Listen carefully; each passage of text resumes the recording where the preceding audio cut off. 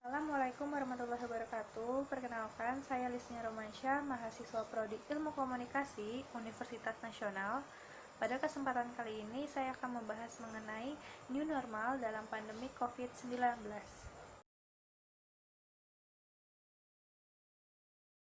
New normal dalam pandemi COVID-19 adalah skenario untuk mempercepat penanganan COVID-19 dalam aspek kesehatan dan sosial ekonomi.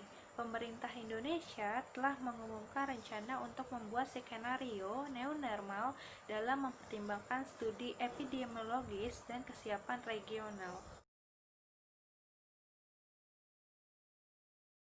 Pertama, bukti yang menunjukkan bahwa transmisi COVID-19 dapat dikendalikan. Yang kedua, kapasitas sistem kesehatan tersedia. Yang ketiga, resiko COVID-19 diminimalkan. Yang keempat, langkah-langkah pencegahan di tempat kerja ditetapkan dengan cara jaga fisik, fasilitas mencuci tangan, dan kebersihan pernapasan. Yang kelima, risiko kasus impor dapat dikelola. Dan yang keenam, masyarakat memiliki suara dan dilibatkan dalam kehidupan new normal. Indonesia sendiri diberlakukannya new normal pada Jumat 5 Juni 2020. Dampak yang ditimbulkan pun ada sisi positif dan sisi negatifnya. Dari sisi positifnya, yaitu hidupnya kembali perekonomian Indonesia, serta menjaga agar negara tetap bisa berdaya menjalankan fungsinya sesuai konstitusi. Dari sisi negatifnya, yaitu dapat memicu gelombang kedua COVID-19.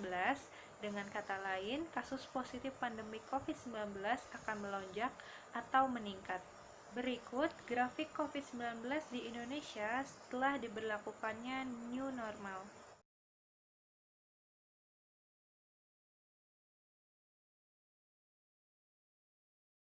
Yang pertama, pemerintah berusaha memaksimalkan agar tidak terjadi kasus yang terus meningkat. Yang kedua, pemerintah berjuang agar masyarakat bisa menjaga kelangsungan hidup.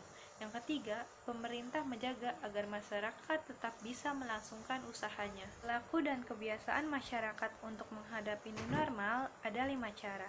Yang pertama, perilaku hidup sehat dan bersih. Yang kedua, rutin cuci tangan pakai sabun. Yang ketiga, memakai masker saat keluar rumah. Dan keempat, menjaga jarak aman. Dan yang terakhir, menghindari kerumunan.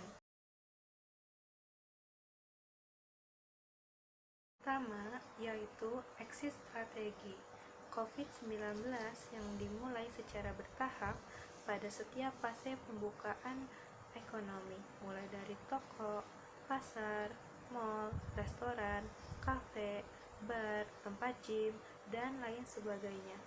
Apa sih itu exit strategi?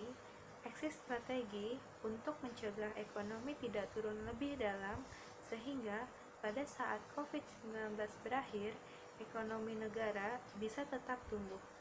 Yang kedua, yaitu Program Pemulihan Ekonomi Nasional atau PEN sesuai Peraturan Pemerintah Nomor 23 Tahun 2020 yang mencakup yang pertama, penempatan uang negara pada bank umum.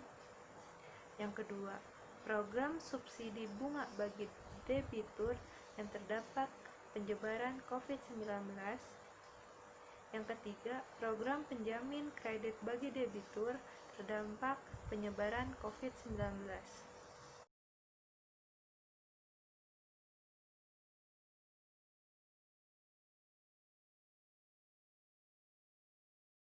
Pertama, dimensi kesehatan terdiri dari perkembangan penyakit, pengawasan virus, dan kapasitas layanan kesehatan.